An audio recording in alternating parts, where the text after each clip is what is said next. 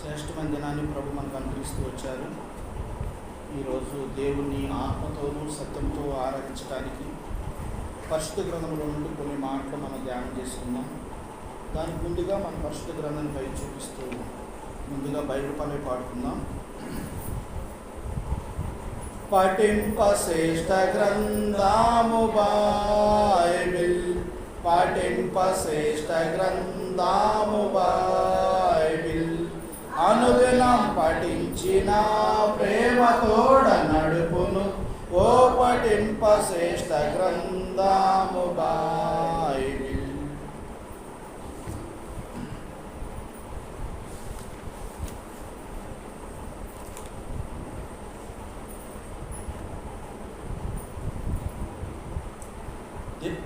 దశలోనికి రాసిన రెండో పత్రిక,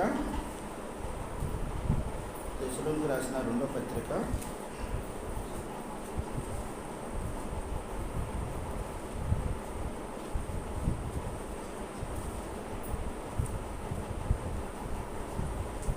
3వ అధ్యాయము దశలోనికి రాసిన రెండో పత్రిక 3వ అధ్యాయము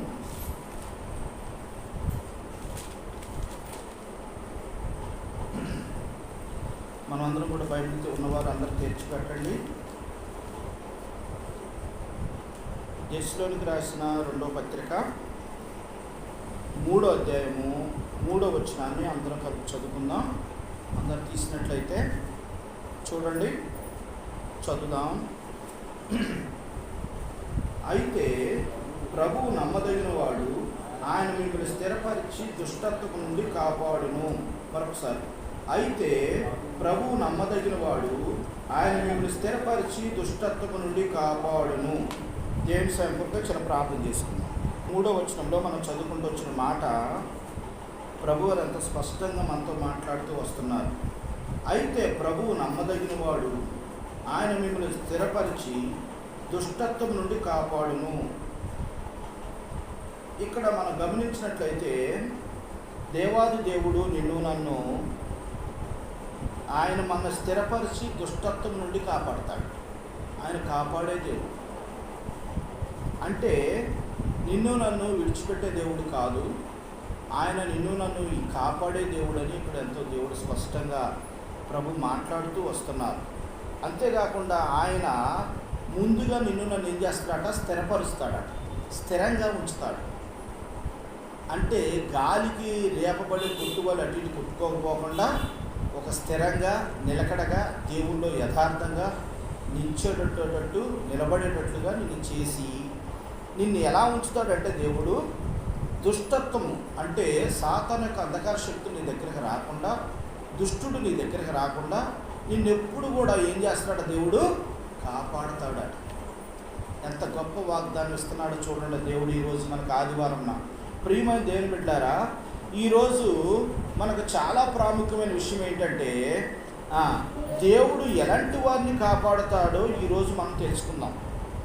అసలు దేవుడు ఎలాంటి వారిని కాపాడుతాడో ఈరోజు మనము తెలుసుకుందాం. మరి దేవుడు ఎవరెవరిని కాపాడుతున్నాడో, ఎవరెవరిని రక్షిస్తున్నాడో ఈరోజు మనం స్పష్టంగా చూద్దాం. చూడండి, ఇక్కడ మొట్టమొదటిగా మనం 5 అంశాలు ధ్యానం చేసుకుంటూ వద్దాం.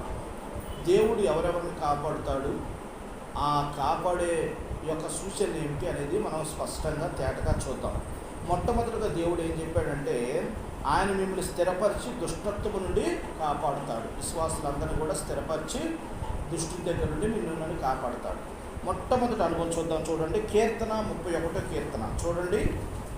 మనం నీట్గా చక్కగా ఒక్కొక్క అంశాన్ని చూద్దాం, అర్థమయ్యే రీతిలో ధ్యానం చేసుకొని మనం ముందుకు వెళ్ళేవారుగా మనం ఉందాం. కీర్తన 31:23 చదవండి. కీర్తన 31:23 చదవండి.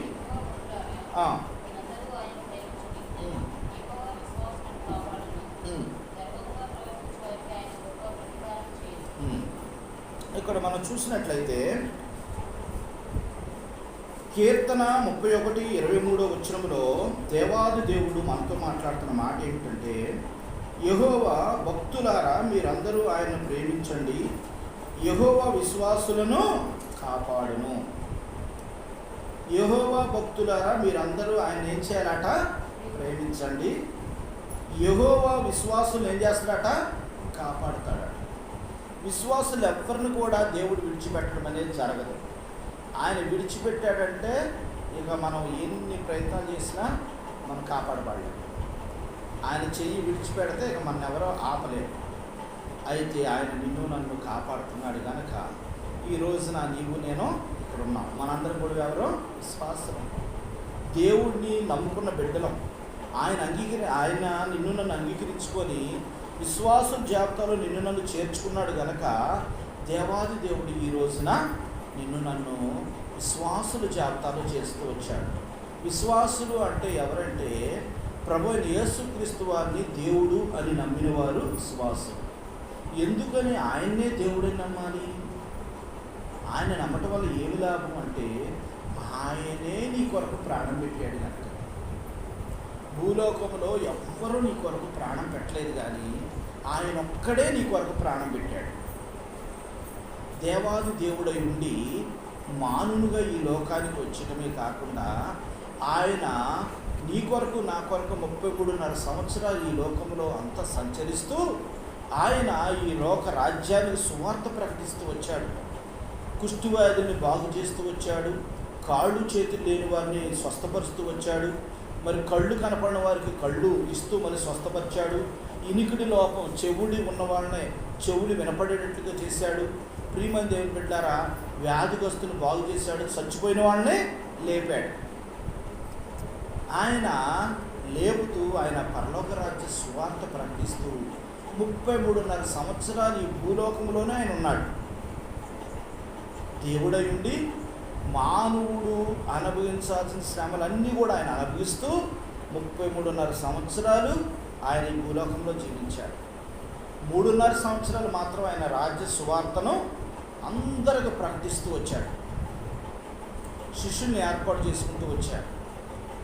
ప్రియమైన దేవుని బిడ్డలారా, ఆయన నీ కొరకు నా కొరకు మనందరి కొరకు ఆయన కలవరి శిలువలో ప్రాణం పెడుతూ వచ్చాడు.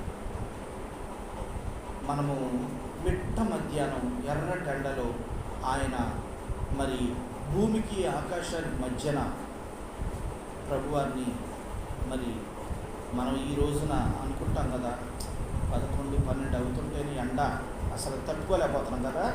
అంత ఎండలో కూడా యేసు ప్రభువారు 3 గంటల వరకు ఎండంతా ఆయన మీదే వెళ్ళిందా. ఆ ఎండలో ఎండలో మాడిపోతుంటే మన ఊరిని బండి మీద వెళ్తుంటే బండి చేతులు కారిపోతుంటాయి, తోలుతుంటాయి, మొహం కారిపోతుంటుంది ఈ ఎండకి. కానీ యేసు ప్రభువారు నీ కొరకు నా కొరకు ఆ ఎండలో 2 మేకులు మీద కాళ్ళకు మేకులతో ఏలాడుపడుతూ వచ్చాడు. ఊళ్ళంతా దున్నపడ్డది. ఆయన నీ కొరకు నా కొరకు ప్రాణం పెడుతూ వచ్చాడు. ఆయన నిన్ను నన్ను ప్రేమిస్తూ వచ్చాడు. ఆయన అంటున్నాడు కదా, తండ్రి మీరు ఏం చేస్తున్నారో మీరు ఎరుగులు కనుక మీరు క్షమించును అన్నాడు. అందుకని ఆయన నమ్మాలి. ఆయన నమ్ముకోవడం ద్వారా పరలోక రాజ్యానికి వారసులు అవుతాం. ఆయన నీ కొరకే ప్రాణం పెట్టాడు. నీ కొరకే ఆయన చనిపోయి సమాధి చేయబడి తిరిగి లేచాడని మనం గ్రహించే వారికి మనం ఉండాలి. అప్పుడే మన పరలోక రాజ్యానికి వారసులు అవుతాం. విశ్వాస జాబితాలో చేర్చబడతాం. యేసు ప్రభువారిని నీ సొంత రక్షణగా స్వీకరించకుండా, మరి యేసు ప్రభువారిని నువ్వు దేవుడిగా అంగీకరించకుండా విశ్వాసులుగా నువ్వు చేర్చబడలేవు. యేసు ప్రభువారిని నువ్వు దేవుడుగా నువ్వు ఎప్పుడైతే హృదయంలో చేర్చుకుంటావో, ఎప్పుడైతే యేసు ప్రభువారిని నువ్వు నీ హృదయానికిలో స్థానం ఇస్తావో, అప్పుడు నువ్వు విశ్వాసిగా, అప్పుడు నిన్ను దేవుడు ఏం చేస్తాడంటే విశ్వాసము గలవారిని దేవుడు ఏం చేస్తాడో కాపాడతాడు. నువ్వు ఎక్కడికా నిన్ను కొండ చివరికి వెళ్ళు, కొండ అంచు నుండి పడకుండా నిన్ను కాపాడతాడు. ఎలాంటి భయంకరమైన పరిస్థితుల్లోనైనా నిన్ను కాపాడుతూ ఉంటాడు. ఒకసారి ఒక దైవజనుడు, మీకు ఎన్నోసార్లు చెప్పుకుంటాం, సందర్భాన్ని బట్టి చెప్తున్నాను. ఒక దైవజనుడు ప్రార్థన చేసుకుంటుంటే దేవుడు మాట్లాడుతూ వచ్చాడట. అది మన హెబ్రోన్లోనే జరిగింది. అయితే మాట్లాడితే పలానా ప్రాంతానికి వెళ్ళి నువ్వు సువార్త చెప్పాలంటే అలాగే ప్రభుని బ్యాగ్ తగ్గించుకొని ప్రార్థన చేసుకొని వెళ్ళాడు. వెళితే ఆ ఊరికి ఎక్కువ బస్సులు ఉండవు, కానీ అప్పుడు గంటకు ఒక బస్సు వస్తుంది అన్నమాట. అయితే ఆ ఎట్టగట్ట జనం బాగా ఉన్నారు బస్సులో, ఫుల్ అయిపోయారనమాట. ఏలాడి పడుతున్నారు మొత్తకి. ఏలాడి పడుతుంటే మరి టైం అయిపోతుందని వెంటనే ఆ దైవజనుడు ఏం చేశాడంటే, ఎట్టకట్ట కొద్ది ఖాళీ ఇయ్యండి బాబు అని లోపలికి ఎక్కుతాడు. ఎక్కి దాన్ని పట్టుకుంటాడు. ఆ రాడ్డు పట్టుకొని కొద్దిగా నిలబడతాడు మొత్తం దగ్గర. నిలబడ్డాకే ఒకళ్ళు నెట్టుకొని తోసి కింద పడేస్తారు. అంటే ఆయన పడేయాలని కాదు, నెట్టుకోవటం వల్ల ఆయన కింద పడిపోతాం. చెయ్యి అంతా కొట్టుకుపోతాయి, డోకిపోతాయి, కాళ్ళు డోకిపోతాయి. బస్సు వెళ్తున్నప్పుడు పడ్డ కదా, చాలా చిన్న చిన్న దెబ్బలు తల్లి. అప్పుడు అనుకుంటాడు, ప్రభువా ఏంటి ప్రభువా, నేను నీకు పెట్టాను కదా, విశ్వాసిని కదా, నేను నువ్వు చెప్తేనే కదా ఆ ఊరు వెళ్తున్నాను, పాండ్రాకి వెళ్ళి సువార్త చెప్పడానికి వెళ్తున్నాను, నన్నే పడేసేవేంటి ప్రభు అని కొద్దిగా బాధగా ప్రార్థన చేసుకుంటాట. ప్రార్థన చేసుకొని ఒక అరగంట కూర్చున్నారకి ఇంకో బస్సు వచ్చిందట. ఆ బస్సు ఎక్కి కూర్చొని, ప్రభా మీకు వందనాలు, ఈ బస్సును పంపించినందుకని ప్రార్థన చేసుకున్నాడట. ప్రార్థన చేసుకొని ఒక దగ్గర ఒక 10 కిలోమీటర్లు వెళ్ళాలకే ఎదరెళ్ళిన బస్సు పెద్ద లోయలో పడిపోయిందట. అక్కడ పెద్ద లోయలో పడిపోయిందట. ఎందుకు తోసాడు బయటికి? సేవకుని ఎందుకు తోసాడు కిందకి? అర్థమైందా? మనం కొన్నిసార్లు చిన్న చిన్న దెబ్బలకే ఏంటి నాకు ఈ దెబ్బలు ఎందుకు తగిలినాయి, నాకు ఈ ఆది ఎందుకు వచ్చింది, ఈ తలనొప్పి ఎందుకు అని అనుకుంటాం. అలా కాదు, ఆ పెద్ద ప్రాబ్లం నుండి నిన్ను తప్పించడానికి చిన్న ప్రాబ్లం పెట్టాడు. అర్థమైందా మీకు? మనం ఆ విధంగా గ్రహించాలి. కొన్నిటిని చాలామందికి అర్థం కాదు. దేవుని యొక్క మాటలు, దేవుని యొక్క ఆలోచన చాలామందికి అర్థం కాదు. అక్కడ సేవకుడు అప్పుడు అనుకున్నాడట, అయ్యా నన్ను చిన్న చిన్న దెబ్బలతో తప్పించావు, లేకపోతే నేను లోయలో పడి చచ్చిపోయాడిని. అందరూ ఆ బస్సులో ఉన్న వాళ్ళందరూ చచ్చిపోయారట. అప్పుడు దేవుణ్ణి ఆ బస్సులోనే స్తుతిస్తూ ఆరాధిస్తూ వచ్చాడట. అర్థమైందండి? దేవుడు కాపాడాలి అనుకుంటే నేను ఏదో విధంగా గడ్డి పరకను అడ్డేసేనే కాపాడతాడు. అర్థమైందండి? అంటే ఈ మాట సుధాకరన్ నాకు చెప్తూ వచ్చాడు ఒకసారి. మా అన్నయ్య గారు ఇలాగే ఈ కరోనా టైంలో చనిపోతే చాలా బాధ వేస్తే, అన్న ఏంటన్నా ఇలా జరిగింది అన్న, దగ్గర 45 సంవత్సరాలే, చిన్న వయసే కదా, ఎందుకని ఇలా జరిగిందంటే, తమ్ముడు అది దేవుని చిత్తం నాన్న, ఒకవేళ దేవుడు కాపాడాలి అనుకుంటే గడ్డి పక్కన అడ్డుపెట్టి కాపాడుతాడు. దేవుడు ఇష్టమైంది ఆయన తీసుకున్నాడు, ఇక దాని గురించి మనం ఆయన అంటే అతను దేవుని దోషిగా మనం అనకూడదుక, దేవుని చిత్తం. మనం కూడా ఒకరోజు వెళ్ళడమే, మనం ఎవరు స్టాండర్డ్ ఏం కాదు ఇక్కడ. ఈరోజు ఒకళ్ళు, ఇంకో రోజు ఇంకొకళ్ళు, అట్ట వెళ్ళిపోవాల్సిందే. మొన్న నెహమ్యాను చెప్తూ వచ్చాడు, వాళ్ళ పిన్ని గారు అట, వాళ్ళ అమ్మగారు వాళ్ళ చెల్లి చాలా యాక్టివ్గా ఉంది. మొన్న వాళ్ళ అమ్మగారు కూడా చనిపోయినప్పుడు వచ్చారు. దగ్గర 45, 47 అంతే, ఇక తక్కువే ఉంటుంది. 2 మగపిల్లలు, అందరితో బాగానే ఉంది, అందరితో బాగానే మాట్లాడుతుంది, చలాగ్గా ఉందట, మంచి యాక్టివ్గా ఉందట. ఉంది కూర్చున్నట్టే హార్ట్ అటాక్ వచ్చేసిందట. ఇంకెవరితో మాట్లాడే ఇది కూడా లేదు, హార్ట్ అటాక్ వచ్చిందట. ఏంటో ఇక ఊపిరి అందట్లేదు, ఊపిరి అందా గబ్బు అందరు పట్టుకొని ఆటో కూర్చోబెట్టలేక ఆటోలో చనిపోయింది. చనిపోతే హాస్పిటల్ తీసుకురమ్మా, చనిపోయిందమ్మా అన్న. అర్థమైందండి? మనం అనుకుంటాం మంచి ఆరోగ్యంగా ఉన్నాం, నాకేంట్లో అనుకుంటాం. కాదండి, ఏ టైం ఎలాంటిదో మనం చెప్పలేము. ఆయన కాపాడుతున్నాడు కాబట్టే మనం ఈరోజు ఇక్కడ ఉన్నాం, అది గుర్తుపెట్టుకోవాలి. నువ్వు నేను ఇక్కడ ఉన్నాము అంటే ఆయన కాపాడుతున్నాడు. అందుకని ఆయన ఈ రోజున మనం ఏం చేయాలంటే ఆత్మతోనూ సత్యంతో ఆరాధించాలి, ఘనపరచాలి. ఎవరిని కాపాడుతాడట ఆయన ఎరిగిన బిడ్డల్ని, ఆయన తెలుసుకున్న బిడ్డల్ని ఖచ్చితంగా కాపాడుతారు. అలాగే బయట వాళ్ళు కాపాడని కాదు, ఆయనే కాపాడుతాడు. కానీ కొన్నిసార్లు వదిలేస్తారు. ఏంటంటే ఇక్కడ ప్రభు అన్నారంటే ఎవరిని కాపాడతారంటే విశ్వాసం గలవారిని దేవుడు ఏం చేస్తాడో కాపాడతాడు. ఇది మొదట. రెండో అనుభవం చూడండి. కీర్తన 41, కీర్తన గ్రంథము 41, 1 కీర్తన 41, 1 చదవండి.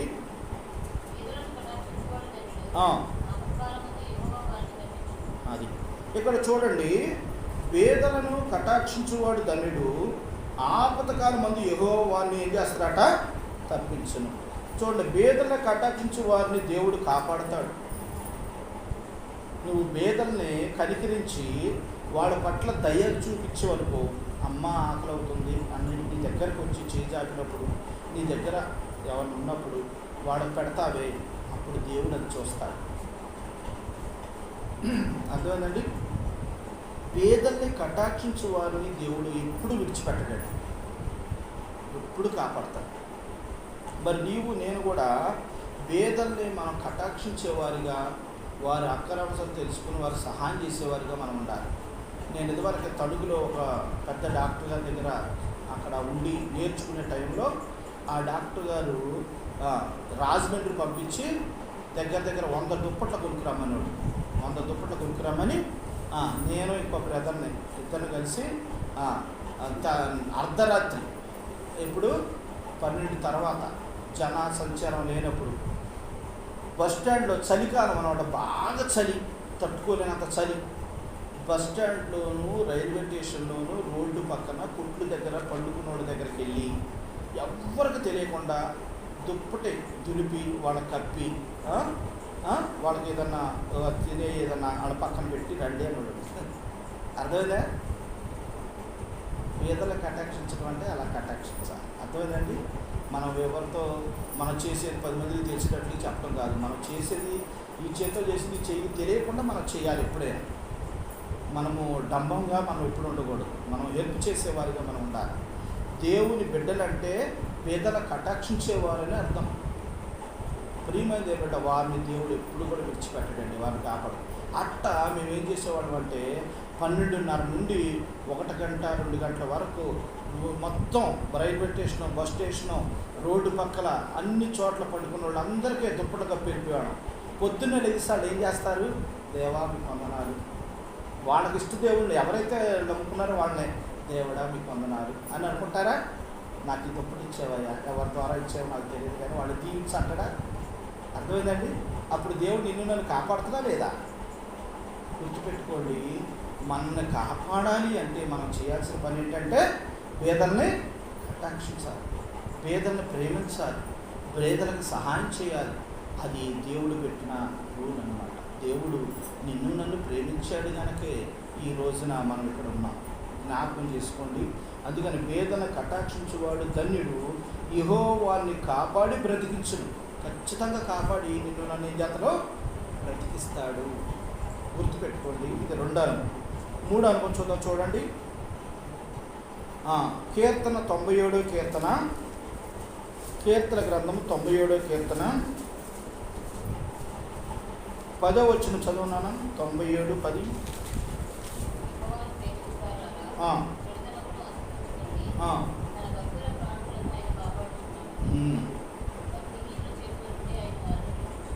అవును.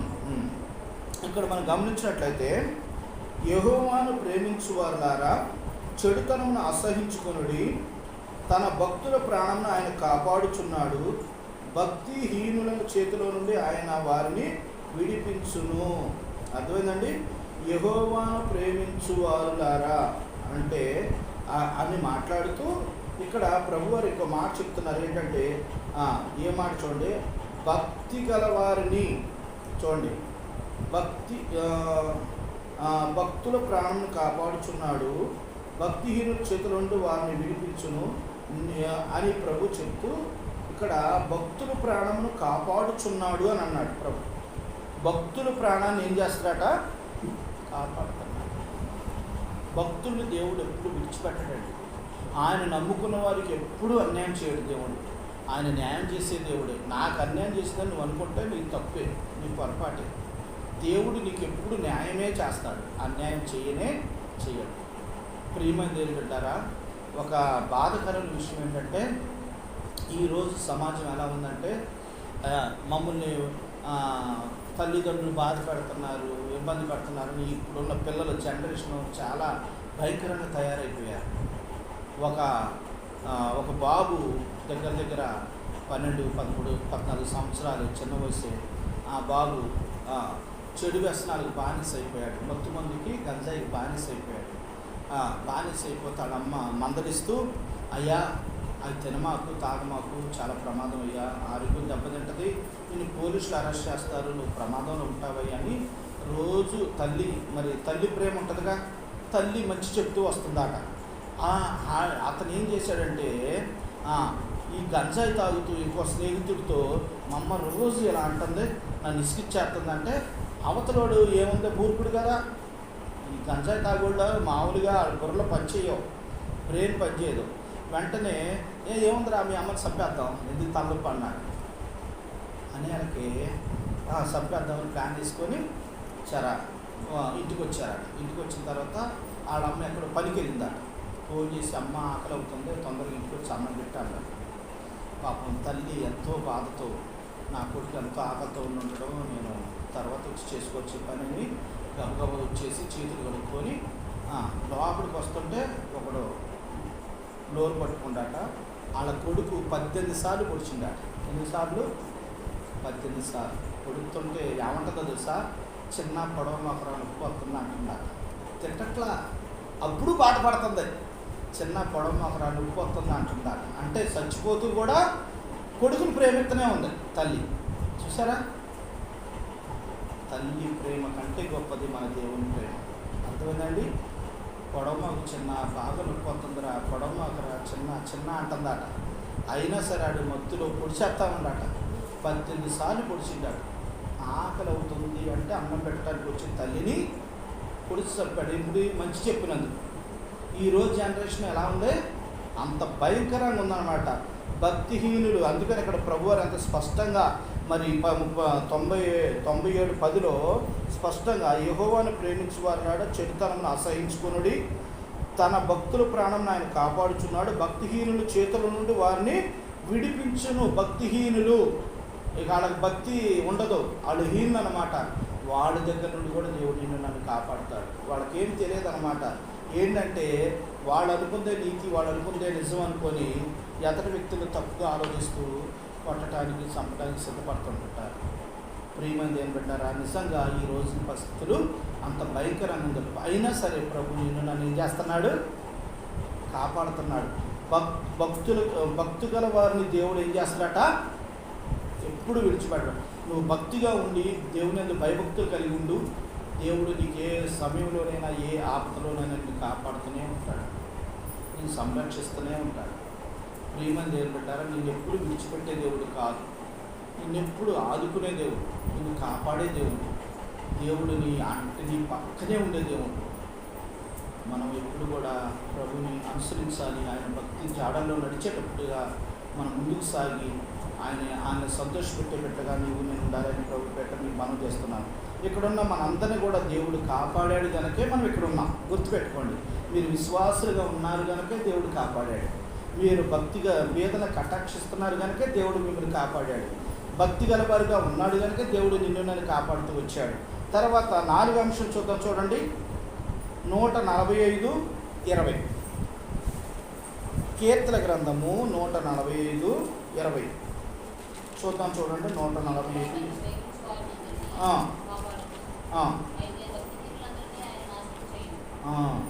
చూడండి 145:20 మరొకసారి చదువునానా?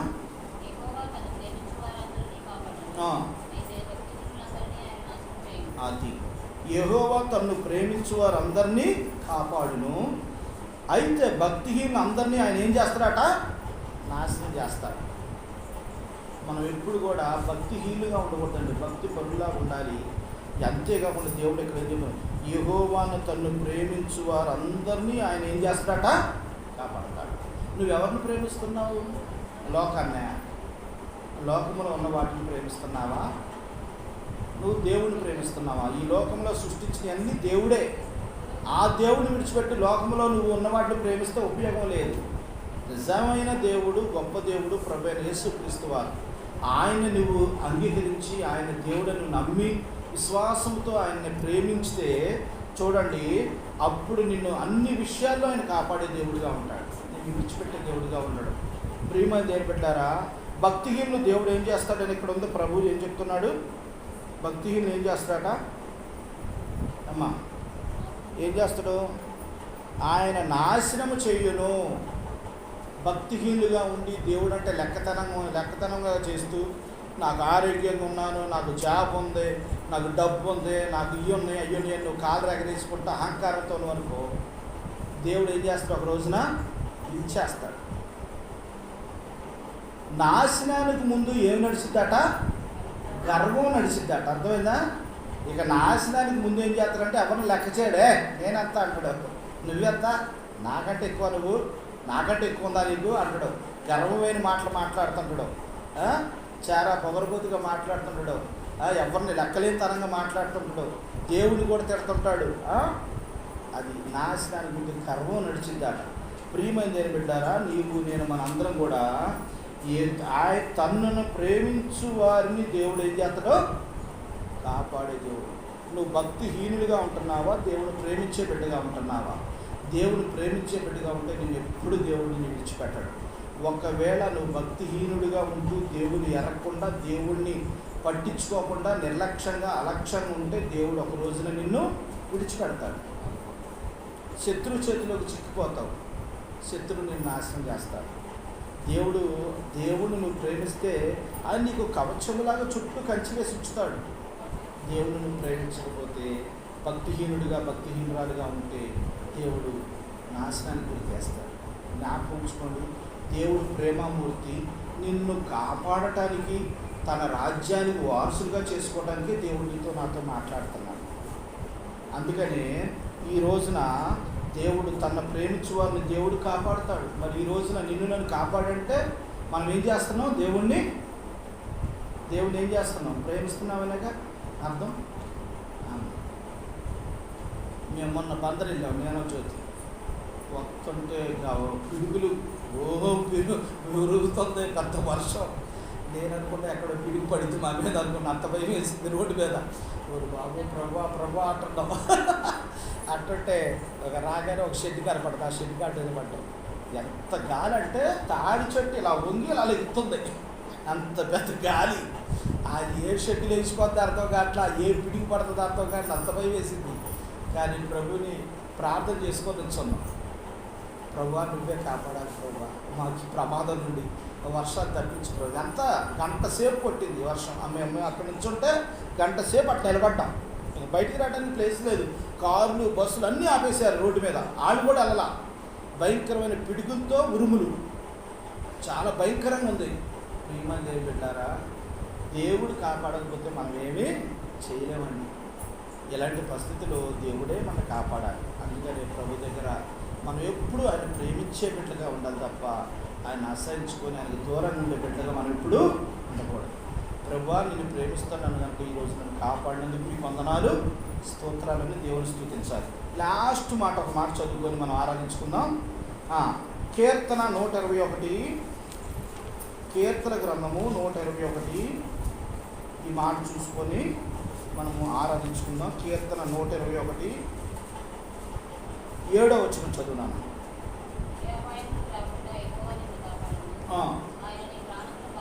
అది ఇక్కడ చూడండి, దేవుడు నిన్ను కూడా కాపాడును అంటే ఇక్కడ చూడండి, ఏ అపాయము రాకుండా యెహోవా నిన్ను కాపాడును, ఆయన నీ ప్రాణమును కాపాడును.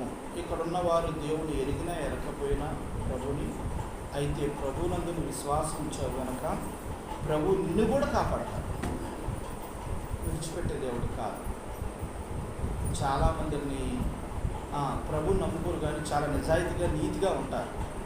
కానీ వాళ్ళు ఏదో ఒక రోజున ప్రభుని అంగీకరిస్తారు, కొద్దిగా టైం పట్టింది. కానీ ప్రభు వాళ్ళని కూడా విడిచిపెట్టే దేవుడు కాదు, అందరిని కూడా ఆయన ప్రేమించే దేవుడు.